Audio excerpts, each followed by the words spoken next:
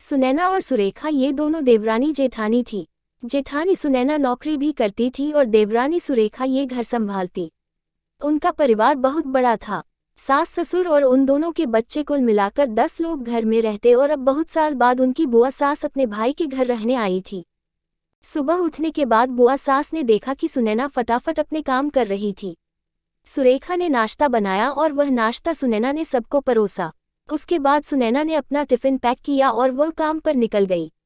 सुरेखा ने वापस दोपहर का खाना तैयार किया और थोड़ा वक्त अपनी सास और बुआ सास के साथ बैठी रही। बुआ सास से रहा नहीं गया। उन्होंने सुरेखा को पूछा, छोटी बहू, तुम्हारी जेठानी तुझ पर बहुत हुक्म चलाती है। सुबह से देख रही हूँ रसोई घर में अकेले ही काम करती हो और वह महारानी दिखावा करने के लिए नाश्ता परोस रही थी, जैसे कि उसने ही नाश्ता बनाया हो। ये सुनने के बाद सुरेखा ने बुआ सास की तरफ देखा और बोली, बुआ सास जी, ऐसा कुछ नहीं है। सुनैना दीदी बहुत अच्छी है। बुआ सास बोली, तुम बहुत भोली हो सुरेखा, मुझे सब समझ में आता है, मेरे बाल धूप से सफ़ेद नहीं हुए हैं।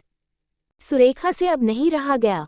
वह बोली, ऐसा नहीं है बुआ जी, आपको सुनैना दीदी ने सबको नाश्ता परोसा वह दिखा, पर आपको यह नहीं दिखा कि दीदी ने मुझे ज़बरदस्ती सबसे पहले नाश्ता करने दिया और चाय भी दी।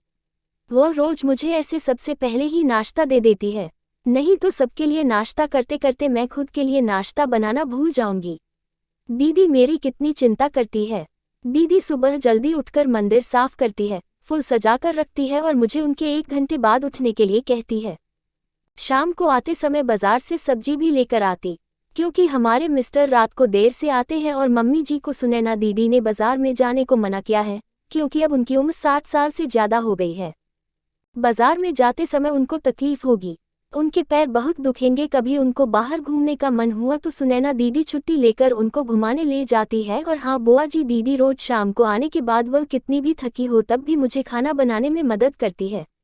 वह मेरी बड़ी जेठानी जरूर है, पर मुझे अपनी छोटी बहन ही समझती है और मैं उनको अपनी बड़ी बहन समझती हूँ। ये सब सुनकर बुआ सास एकदम चुप हो गई। उनकी चुगली सुरेखा के आगे टिक नहीं पाई। शाम को सुनैना सब्जी की थैली सुरेखा के पास देते हुए बोली, सब्जी के साथ तुम्हारे मनपसंद लेखक की किताब भी उसमें है। ये सुनकर सुरेखा खुश हो गई। सुनैना को थैंक यू बोलकर सब्जी की थैली किचन में रखकर वह अपने रूम में चली गई।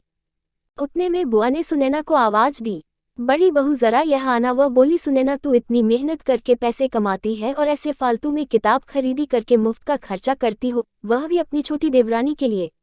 वह ऐसे भी घर में बैठकर करती क्या है? तुम दिन भर मेहनत करती हो और वह घर में आराम करती है। इस पर सुनैना हंसकर बोली, क्या बुआ जी आराम? और सुरेखा, उसे तो कहने पर भी वह आराम करती नहीं। सुबह उठकर बेचारी काम करती रहती है, सबका मनपसंद खाना, मेरे और उसके मिलाकर 4 बच्चों का टिफिन सब वही तो करती है और तब भी उसके चेहरे पर हमेशा आनंद दिखता है। सुबह की चाय पीने के लिए उसके पास वक्त नहीं रहता। दोपहर को जब बच्चे घर आते हैं तो उनका खाना, होमवर्क सब वही देखती है। इसलिए मुझे बच्चों का टेंशन नहीं है और इसलिए ही मैं ऑफिस में मन लगाकर काम कर पाती हूँ। कुछ दिन पहले ही मुझे प्रमोशन मिला है। इसके अलावा मम्मी जी और पापा जी की दवाइयाँ कभी खत्म हो गई और कभी लाने की हो तो वही ध्यान में रखती है। घर में कोई मेहमान आए तो उनकी मेहमान नवाजी भी वो वही करती है। बुआ जी, घर और बच्चे संभालना छोटी बात नहीं है। इतना सब सुनकर बुआ जी उनकी तो बोलती ही बंद हो गई। सुनैना कभी कोई शिकायत नहीं करती है, वह सब काम कर लेती है। वह सिर्फ पढ़ना पसंद करती है। फिर मैं मेरी छोटी बहन के लिए इतना नहीं कर सकती। मैं नहीं करूंगी तो फिर कौन करेगा? इतना बोलकर सुनैना अपने रूम में चली गई। ये सब बोलना सुनैना की सास पीछे खड़े होकर सुन रही थी। वह बुआ के पास आई और बोली, जी जी, ये दोनों देवरानी जेठानी जरूर है, लेकिन उनका रिश्ता 2 सगी बहनों से ज्यादा पक्का है। मेरे घर की मजबूत दीवारें हैं ये दोनों। पहले मैं भी एक बुरी सास थी, हमेशा इन दोनों में झगड़ा लगाने का प्रयास करती थी, पर ये दोनों के प्यार के आगे मैं भी हार गई।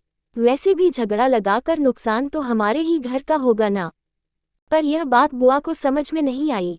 रुदन करते हुए कमरे से बाहर चली गई, क्योंकि उन दोनों में झगड़ा लगाने के लिए ही वह आई थी। पर सुनैना और सुरेखा, इनके जैसी 2 समझदार देवरानी जेठानी के बीच झगड़ा करवाना बहुत मुश्किल था। तो दोस्तों, सुनैना और सुरेखा, इनकी जैसे समझदार देवरानी जेठानी जिस घर में होंगे उस घर का कोई बुरा नहीं कर सकता। जिस घर में ऐसी बहुएं होंगी वह घर स्वर्ग बन जाएगा। दोस्तों, देवरानी जेठानी की सुंदर पारिवारिक कहानी आपको कैसी लगी? जरूर बताएं।